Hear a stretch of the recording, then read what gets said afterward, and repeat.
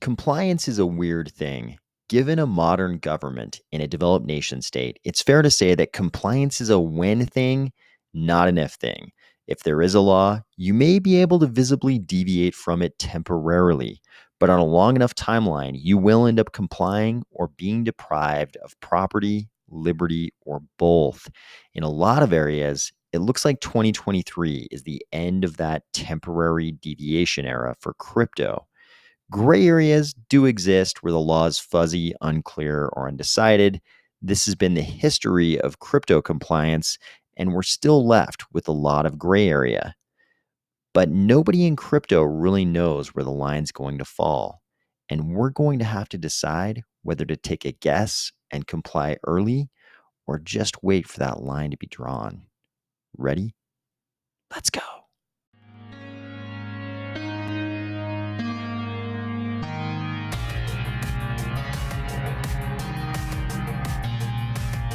Today, we're going to discuss the Cardano contingent staking debate that went down, what it was, what it wasn't, what it could have been, the massive fear vibe emanating from the Ethereum community over their liquid staking derivatives that they're now renaming, and a big step forward for Cardano metaverse projects.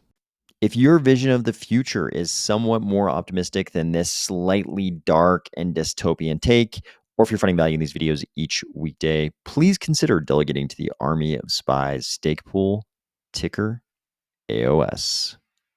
Just to be clear, this image doesn't necessarily reflect how I personally feel about contingent staking, but when you are making a big decision, and I do think this is a big decision that we eventually have to make, at least the timing of when we adopt something like contingent staking, I think that's an important decision.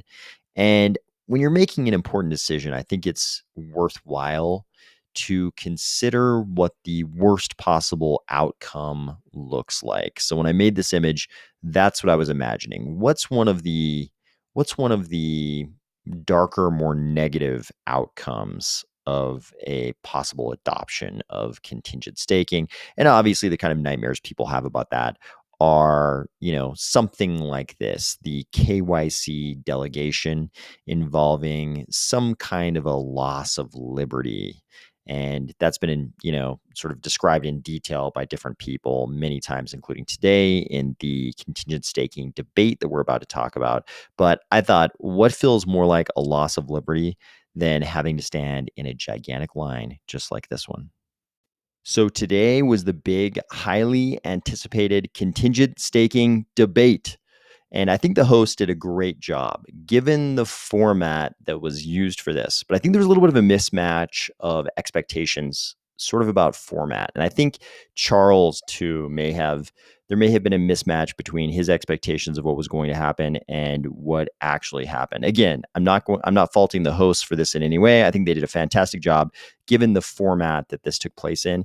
But I think there might be value in doing something like this in the future in an actual debate format.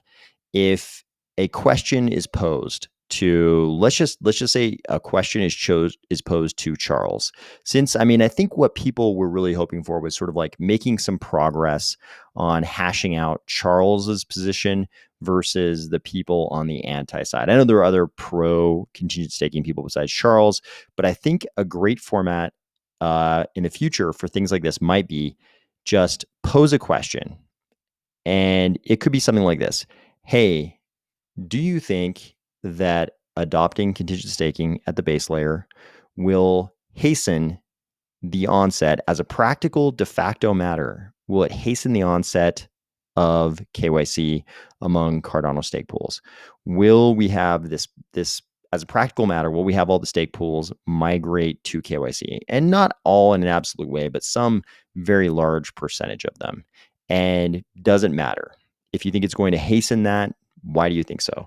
And then just throw that to somebody on the pro side, throw that to somebody on the anti side, and then move on to the next question. In the normal sort of Twitter space format, what sometimes happens is you have a general topic like contingent staking. Somebody sort of gives their piece on contingent staking. And then the next person doesn't necessarily respond to what the first person says They just sort of give their piece, which may or may not be responsive to the other person. It might be a completely different angle, which is also valuable. It's good to have this sort of diversity of, attack vectors on a subject like contingent staking. And certainly this Twitter space was valuable for that. But it's also valuable to have this true debate format where you pose a question about the topic, like, will this, as a practical matter, in reality, will this hasten KYC among our stake pools, and should we care? If you pose a question like that and then you get somebody on the pro side to comment on that, then you get somebody on the anti side to respond, and then you switch it up for the next question, hit the anti side first, then the pro side. I think you get some different kind of information communicated. I think maybe in that format you can make a different kind of progress toward a meeting of the minds, instead of the format where everybody just kind of like has their own individual thing they want to comment on, and you get this sort of diversity of things. You get this whole collection of things which may or may not be responsive to each other. But like I said, I would not fault the hosts for this in any way. I just think there's like another format you could do this in, which accomplishes a different thing. And in the future, I'd love to see that other format. And I kind of think that's more what Charles was expecting. I think he was expecting an actual debate. You notice at a certain point in this Twitter space, he seemed to be a little bit surprised that he wasn't going to be allowed to sort of respond to people. The space just sort of like moved on to the next person, and there wasn't as much of that back and forth responding. But we did get some really interesting viewpoints. One person whose comments kind of struck me as sort of being a succinct summary of something I think a lot of us have been trying to express. So this was Air Voltaire. And Air Voltaire's comment had to do with this. And I'm going to paraphrase all of this. So apologies in advance if there's any inaccuracy here. I'm just expressing sort of my understanding or my sort of slant or viewpoint on what people said. So Air Voltaire was talking about how contingent staking would actually not be optional in reality for SPOs, stake pool operators, in the US, EU, UK, Canada, Australia, and New Zealand, unless they are willing to risk violations of regulatory regimes like the sanctions regime, because US Treasury regulations in terms of sanctioned entities require you to proactively avoid dealing with sanctioned parties. So it's not the US Treasury regs on this are not that, hey, if you discover you're dealing with someone from North Korea, you then have to cease dealing with them. That's not the way it works. You actually have to proactively try to avoid dealing with anybody on the OFAC list. So it's not just a reactive thing like, oh, there's a North Korean hacker group among my delegators. That's not the way it works. The way it actually works is you have to proactively do what you can to avoid doing business, providing financial infrastructure services to these sanctioned parties. He makes a good point. If that's the case, if the stake pools have at their disposal contingent staking, and they could use contingent staking to KYC all their delegators, and Treasury comes to them and says, hey, you obviously were not proactively avoiding dealing with sanctioned entities because you're not even KYCing your delegators. I think this is a pretty decent argument that contingent staking would actually not be optional for those parties in the US, EU, UK, Canada, Australia, New Zealand, and sort of related kind of nation state jurisdictions. And we talked about the possibility that maybe we don't care. Maybe there's a wild scenario where we say, hey, we're just not going to have, we're not even going to have contingent staking. And we're probably going to lose all those delegators in all those nation states that really care about things like, sanctions regulations and AML and KYC and all that stuff, all those kind of things. That's like one wild potential scenario that could play out in the future.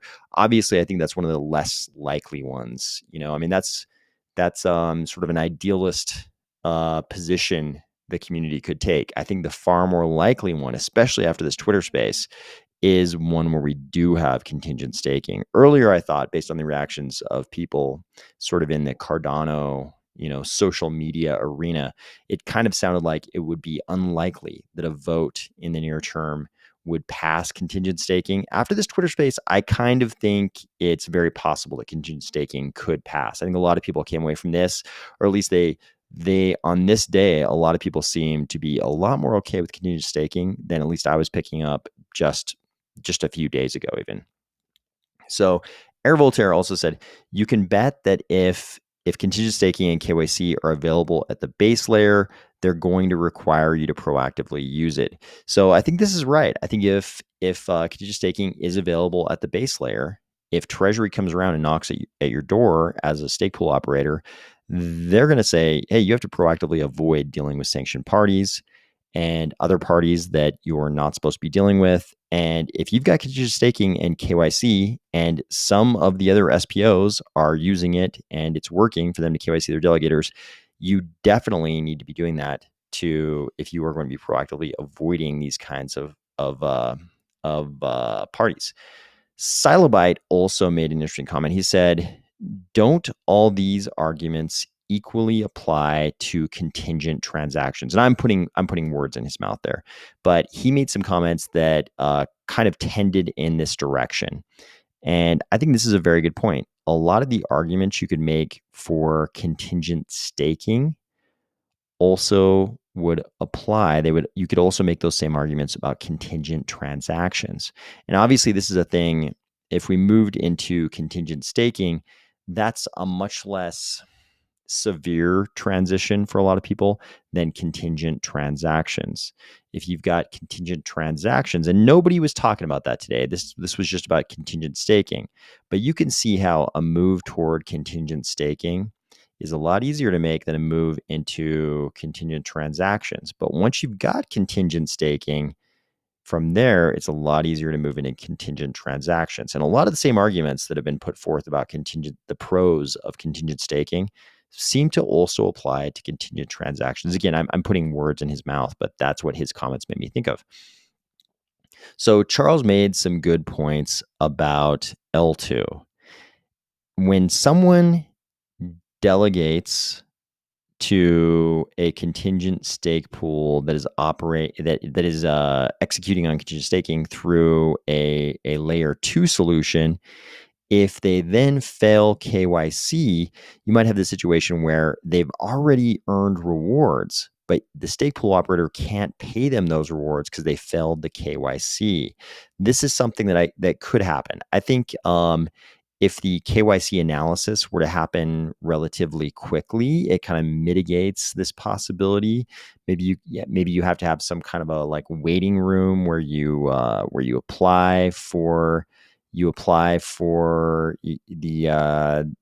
deliver your KYC data, the payload of KYC data, to the stake pool operator, and the KYC analysis takes place to determine if there's someone who is likely to be on some kind of a sanctions list.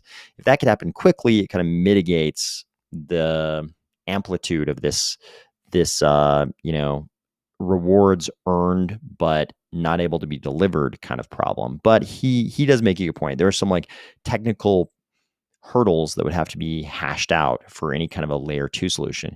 Charles also talked about things like he sort of talked about other types of risks, and those seem to include things like centralization in L2 solutions, off-chain infrastructure risks. There's also the possibility of smart contract risk. It seems like a lot of the L2 contingent staking solutions would revolve around a smart contract of some type. And then you are introducing smart contract risk. Maybe there ends up being some kind of an exploit to that smart contract.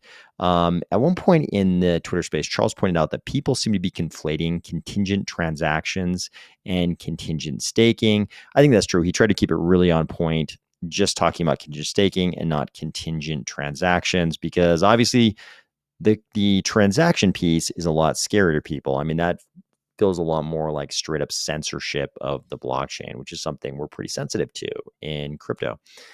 So Charles thinks the anti-contingent staking argument is based on philosophy and not facts. And I think that's certainly true. The second we say we're not going to allow certain people to do certain things on a blockchain, it does cut against that original philosophy of permissionlessness. That's such a big part of the crypto ethos. Certainly, I've talked a lot about permissionlessness. And, I think what's happening is sort of like the idealism of crypto is finally colliding with the reality of all of us living inside nation states that have their own political viewpoint on the world. Obviously, the US does not believe that anybody in the US should be dealing with anybody in North Korea or Iran or Cuba. They have this regime of sanctions. And so I think in a certain way Charles is right. Like, the fact is, if you're in the US is going to go after you if you violate the OFAC sanctions regime. But we do also have this conflicting, sort of philosophy of permissionlessness, and they both can't. You can't both a maximal position on both of those things, like maximal obedience to federal sanctions laws and maximal permissionless.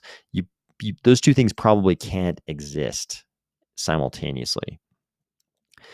But I think the ability to KYC or not at the base layer is so. Charles was saying that the anti-contingent staking argument a lot of times to be based more on philosophy and not on facts.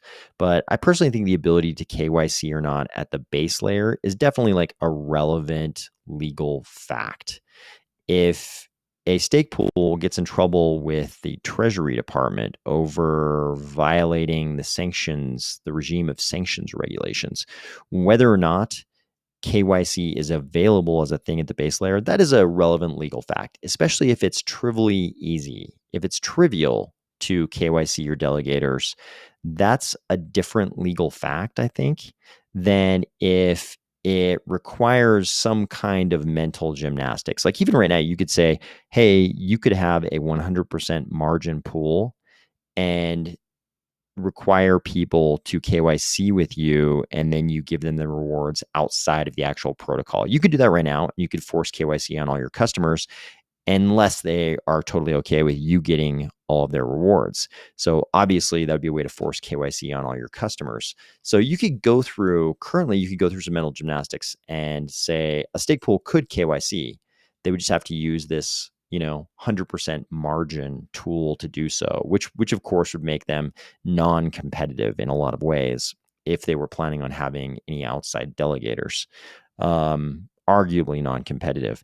You could also, it's been pointed out that you could also use current layer 2 smart contract solutions to accomplish KYC, but that's a different legal fact. If it's pretty difficult and no one or substantially no one is actually doing it right now, that's a different legal fact than if it's a trivial matter to KYC your customers and it's something that's available at the base layer and a lot of people are already doing it. Those are two different legal situations, I think. If a stake pool is in one of those or the other, it's a very different situation if they come under the scrutiny of, say, the Treasury Department. In fact, in the recent Senate hearing, where some of the senators thought they were going to get to grill Gary Gensler on crypto issues, and Gary Gensler did not show up to the hearing, Elizabeth Warren made a comment, kind of a little side comment, but in the hearing on mic intentionally, that the crypto people kept telling her that they actually couldn't KYC their customers. This is something she actually said in the hearing.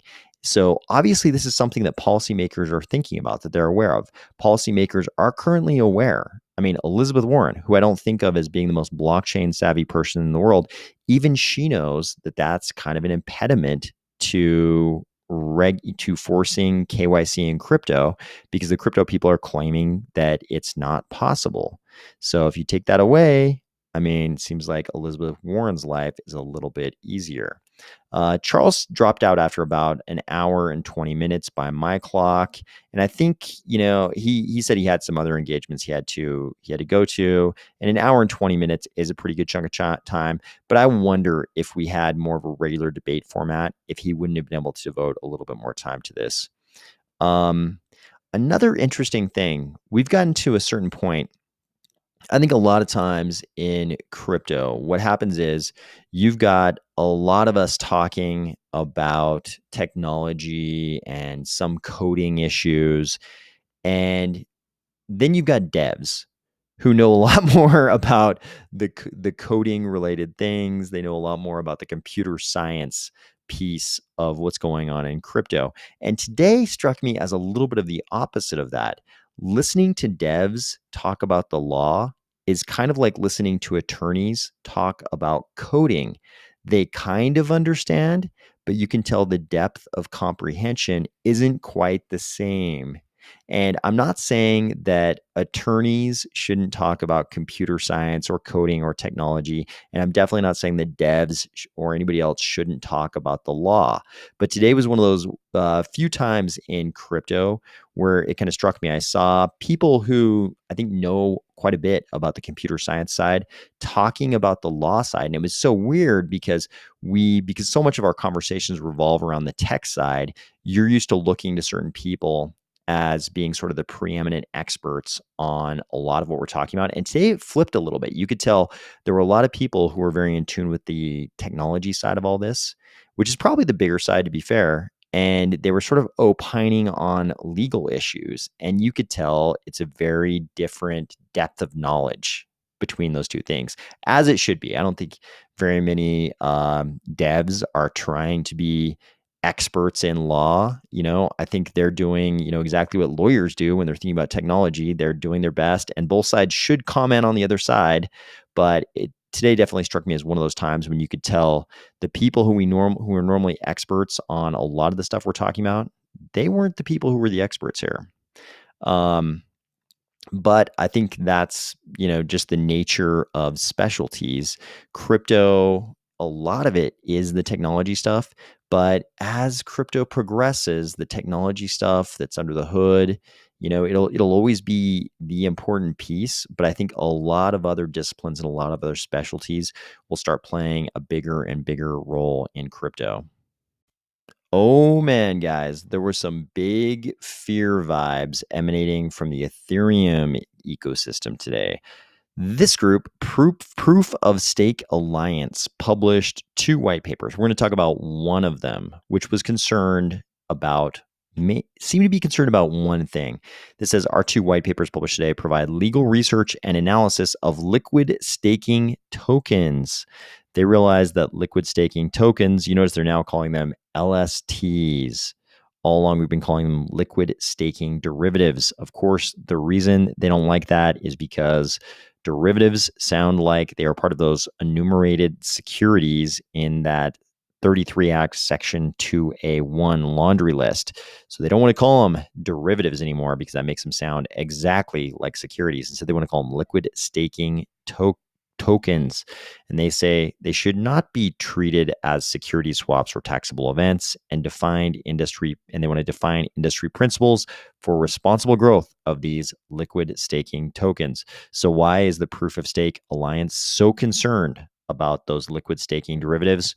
Well, this might explain it. Developed by a working group of legal, industry, and policy experts and orgs, co-chaired by Alluvial Finance, whose profile says building the enterprise-grade liquid staking standard, and Lido, of course, who are the gigantic liquid staking platform.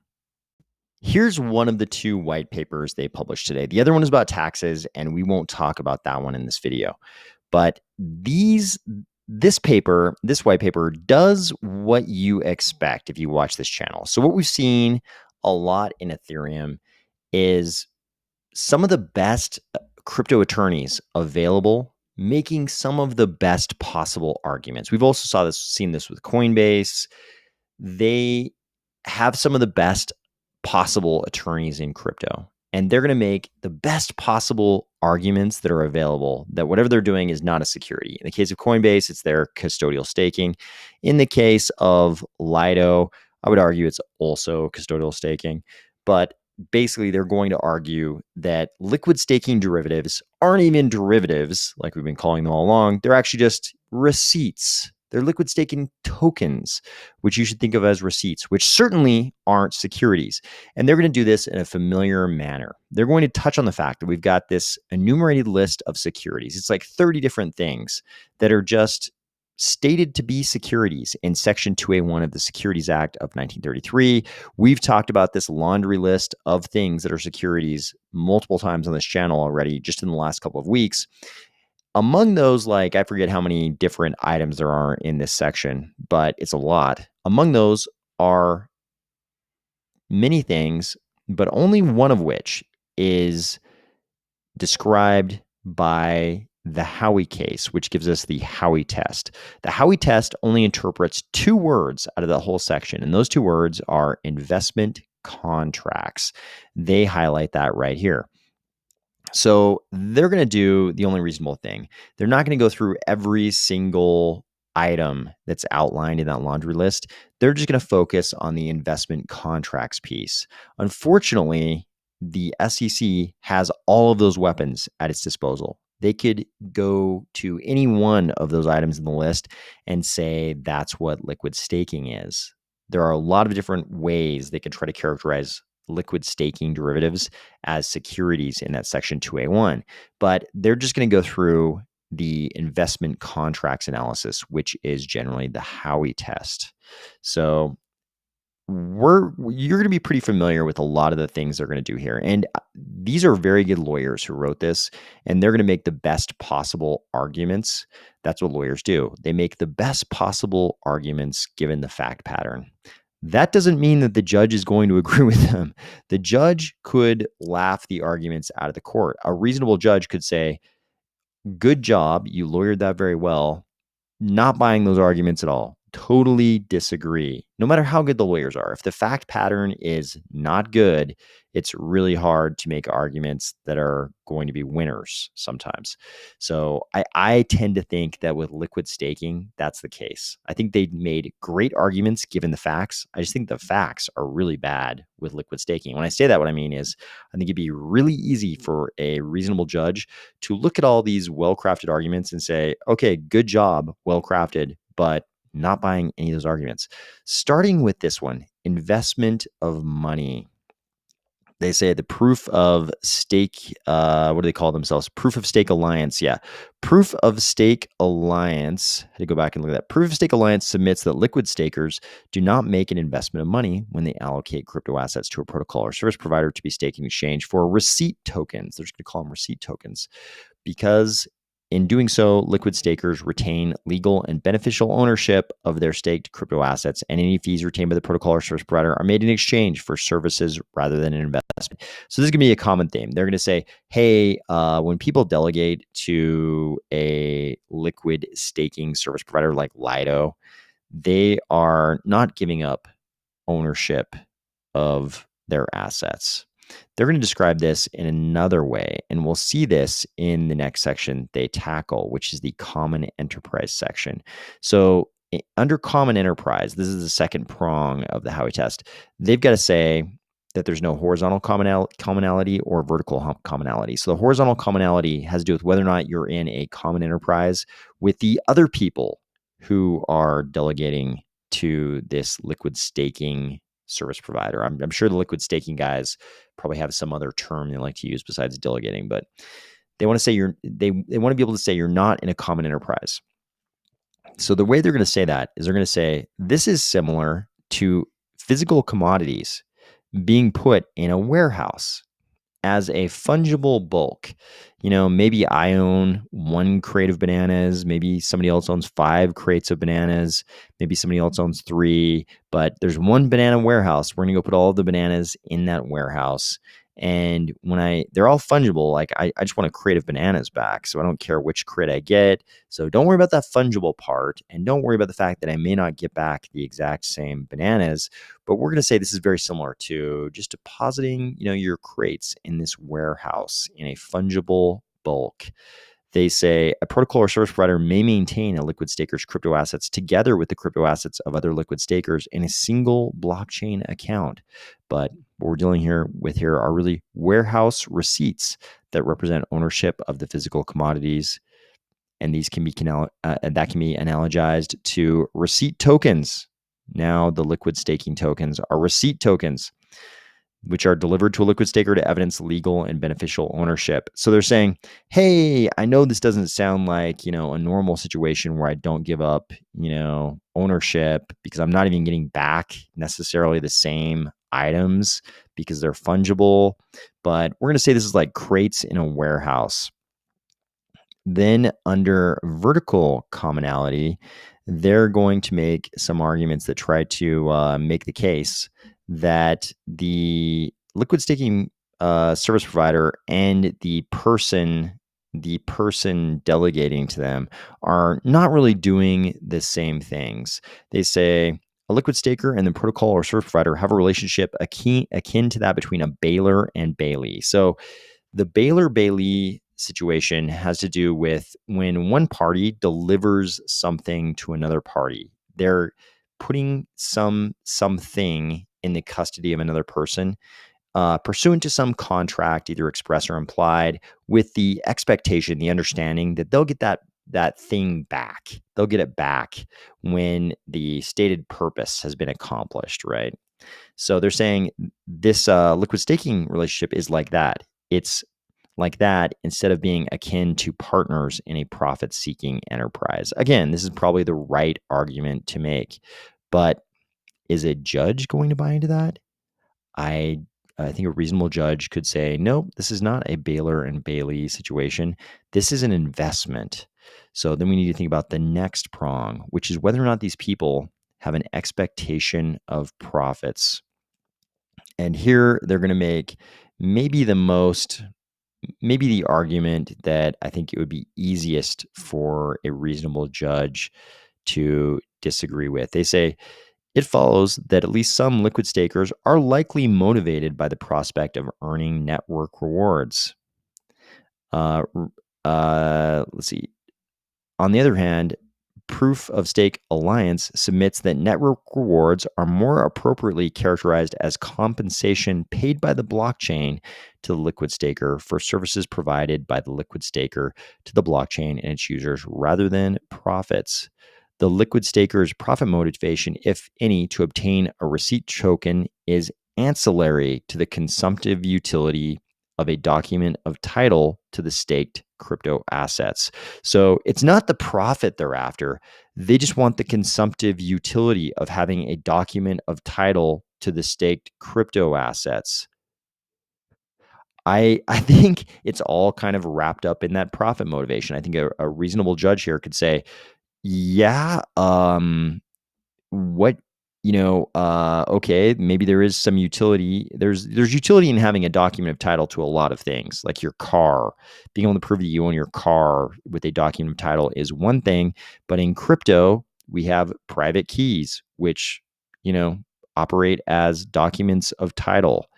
And this whole thing, this whole scheme seems to be wrapped up in the profit motivation, the profit involved in staking. If you create a derivative as part of that scheme, and then you say, oh, this has nothing to do with the profits involved, this is just the consumptive utility of a document of title, it's still all wrapped up in that profit. So again, I think this is a place where a reasonable judge could definitely disagree. But it also has to be an expectation of profits on the efforts of others. Here they say courts have considered whether documents of title, such as warehouse receipts that evidence ownership of a commodity that is under the custody of a baler, remember we talked about baler-bailee relationship, qualify as investment contracts. Again, they're making this sort of warehouse analogy. I could see a judge just sort of rejecting this analogy whole cloth and saying, hey, listen, if you send your money to some guys, operating some kind of a normal fund in the normal TradFi world, those guys could also make the argument that they're just running some kind of a warehouse, for your fungible bulk of dollars. But I could see a reasonable judge just sort of whole cloth rejecting this whole thing. Again, I think this is probably written by some of the best, best possible lawyers available in all of crypto, but it's very easy to see a reasonable judge going through all these very well-crafted arguments and just saying, "Hey, good job, well-crafted argument, but I'm not buying any of it." And this is particularly in the case of liquid staking tokens. The fact that entities like Lido have gone to the trouble of supporting this organization to produce this gigantic document. I think the interesting thing here, the remarkable thing, is the amount of fear that must be the motivation for the production of this kind of document. And I think I think the root cause here is just that the liquid staking thing is extremely vulnerable to regulation. It's extremely vulnerable to being declared a security. We don't have this in Cardano. I think the Cardano architecture is much more resistant to being declared a security. Finally, we now have something I've been looking forward to for a long time. From the very first moment I heard anybody talking about metaverse projects in Cardano, from the launch of the first project that appeared to actually be a metaverse project in Cardano, I would peg that as Pavia. When Pavia launched, that's when I was like, okay, it looks like we are going to have our first metaverse project. The first thing that came to mind was they must have audio chat. They must have audio. If you have a metaverse project and it doesn't have audio, you probably actually are building some kind of a video game. I know the boundary between those two is getting kind of hazy, but if you don't have audio chat, I would contend it's probably more aptly characterized as a video game. It might even be a video game with no plot, which is maybe maybe or maybe not an unfortunate place to be. But if you don't have audio chat, it's probably more of a video game. I think to be a metaverse, you have to embrace the social opportunities, and to fully embrace that, you've got to have audio chat.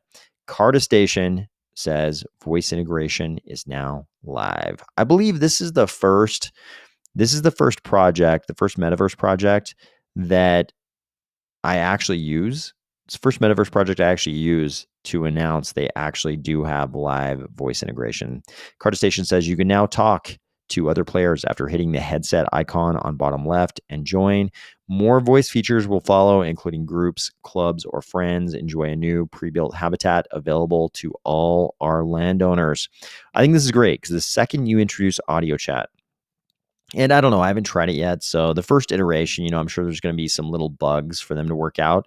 So it may not be perfect at first, but as soon as they've got it to a sufficiently smooth level when you can actually hold a conversation and it's not ridiculous, this opens up this whole new social aspect. I mean, we've gone into Carda Station before and had, sort of some kind of chat going on, through StreamYard or something like that.